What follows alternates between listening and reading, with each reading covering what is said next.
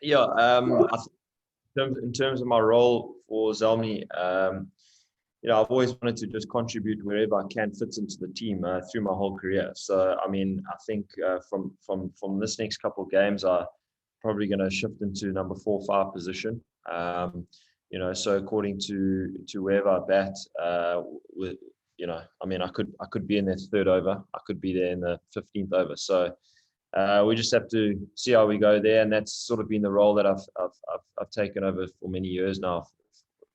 Position number 4 and 5. So excited to do that for the team and make some big contributions for the guys. And then in terms of the ICC with the World Cup, I must be honest with you, it's difficult to comment with something like that because, I think it's difficult times nowadays. We all know with COVID, it was scheduled to be in India, but I don't know where I heard it's going to be in Dubai. UAE. So let's just wait and see. I mean, that's not for me to really that's not my battle to fight. And wherever it is, I think as players we prepared and we're ready to travel wherever. So we'll just have to wait and see. Faizan Lakhani.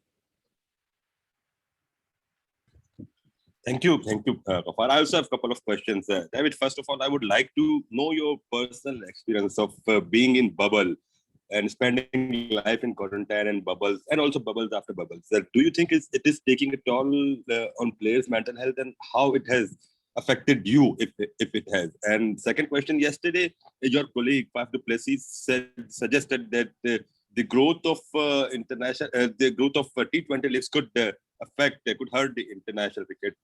I want to know your thoughts on this. Do you agree with Faf du Plessis that we need to find out a way that both could coexist, leagues and international cricket? Could you please just? Yeah, I think firstly the bubbles. It is very difficult to manage the bubbles over a period of time. I think if you come in for a tournament, it's okay because it's not too long and it's it is what it is. But if you start going from a tour to a tour to a tour, it does get very difficult. Leaving one tour, moving into another tour, straight onto the next tour, having a quarantine for 7 days, and then still in a bubble. It does get mentally draining and challenging. So I think it's just about trying to find out ways like your release, like what is the release that you have. And I think, I mean, you hear a lot of players having like mental issues and just challenges around the bubble life. So I don't think it's going to be going away anytime soon. So we sort of, as players and teams and management, I think we need to eventually come to a place where where we can try and make this work, because I don't think it is healthy if you're doing this for months and months and months on end. So it's just about trying to find a space. I mean, I've just accepted the fact that this is I want to play cricket, so I need to be here. So I mean, that's sort of just accepting the fact that we are just in the rooms.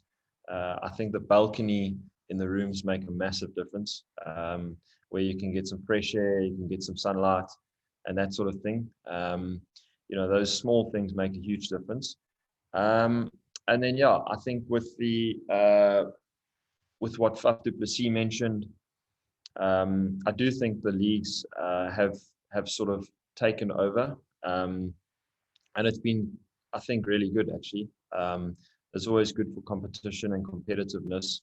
And I think as a couple of the leagues have struggled to find the fixtures and venues because of the international circuit as well. So I think it would be healthy over the next couple of years to try and work out if we can convert, try and find a middle ground between the two. But again, for me to sort of comment on those kind of things, I just want to play cricket at the end of the day, to be honest with you. So if I love traveling, I love meeting different people and playing different teams, and that's that's the joys of playing professional cricket for this kind of stuff, with meeting all the guys in the different leagues, all the different cultures, these kind of things you get to experience. So I mean, it is what it is, and I think it's World Cup year, so there's a lot going on. Really answered that properly.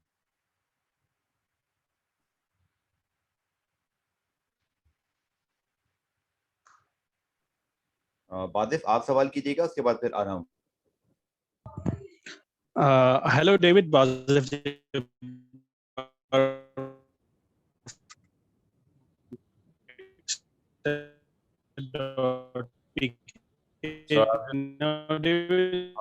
बादिफ आपकी आवाज नहीं आ रही. बादिफ Last time, how this year began and how excited you were. बादिफ, I'm sorry, your voice. Ghaffar अब आ रही है? जी बादिफ, try again. Ghaffar भाई अब आ रही है? No, Badif, I think please wait. I think you should reconnect. I think Aram, please, you ask the question. All right. So I wanted to ask, we've seen a lot of foreign players praising the bowling quality, the bowling stocks in the PSL. Having seen around in your team and also with some of your mates must have talked about it. Where do you rank the PSL in terms of its pace bowling stocks among the best leagues in the world? Yeah, this Pakistan have always produced really good bowlers, specifically fast bowlers. But like I mentioned, I'll have to comment in a couple of days' time. You know, maybe next week once I've played a couple of games. I do feel like competition is a lot different to the training, so it's difficult to say. But obviously, in the nets and the warm-up games that we've played so far, I mean, the experiences that I've had with the Pakistan bowlers so far is, yeah, I mean, there's huge depth. They're always producing bowlers, world-class bowlers. So it definitely does rank up there as one of the best countries with bowling, repertoire. And I mean, the choices are endless. So yeah, it's really healthy cricket environment at the moment. Okay, our last few question, Aurangzeb Sahab, and after him, Arsal. Thank you.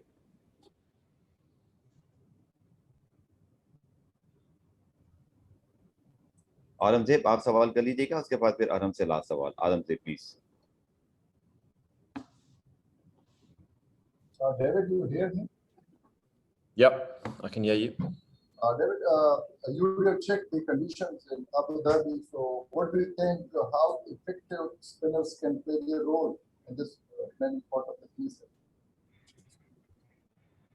Yeah, I think spinners in T20, specifically T20 cricket, are hugely valuable. They're always picking up wickets. They either go for a lot of runs, but they're always picking up wickets. So yeah, I think Abu Dhabi is going to create. I think especially playing here for a lot of games now, the next two weeks, it's definitely spinners going to be a massive play, and it's going to come into play more and more as the competition goes on with the double headers.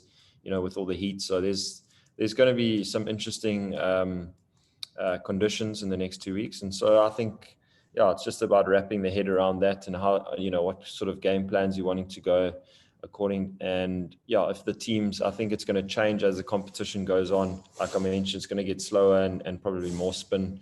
So probably in the back end of the competition, maybe having to, you know, go hard up front with the new ball and take advantage of that. You know, so it's these kind of things that you got to think about.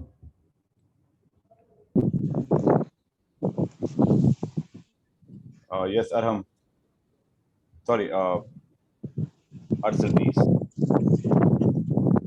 You have played under many captains in franchise cricket. How excited are you to play under Wahab Riaz? Yeah, I mean, I've had that question about who's the fastest bowler I've ever faced, and Wahab Riaz is definitely one of them. So you know, I've played against him a lot of times in my career, and he's always a competitor. Yeah, playing under him this next couple of games, I'm looking forward to it. He wants to win, and yeah, he demands you know, a lot of guys to be up for the challenge and putting in the hard work at training. So I'm looking forward to being a part of it the next couple of games. And yeah, I think he's got a lot of good things, a lot of good qualities as a leader. All right, Arsalan Javed, last question. Thank you.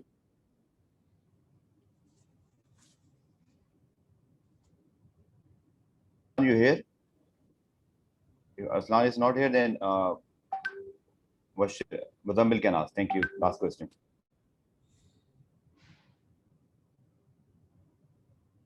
Muzammil, आप आखिरी सवाल कर लीजिए. Last question from Muzammil, if he's here. All right, guys. I think both of them are not here. Thank you, David, for your time. Thank you, everyone, for the press conference. Thank you so much. Take care. Thank you very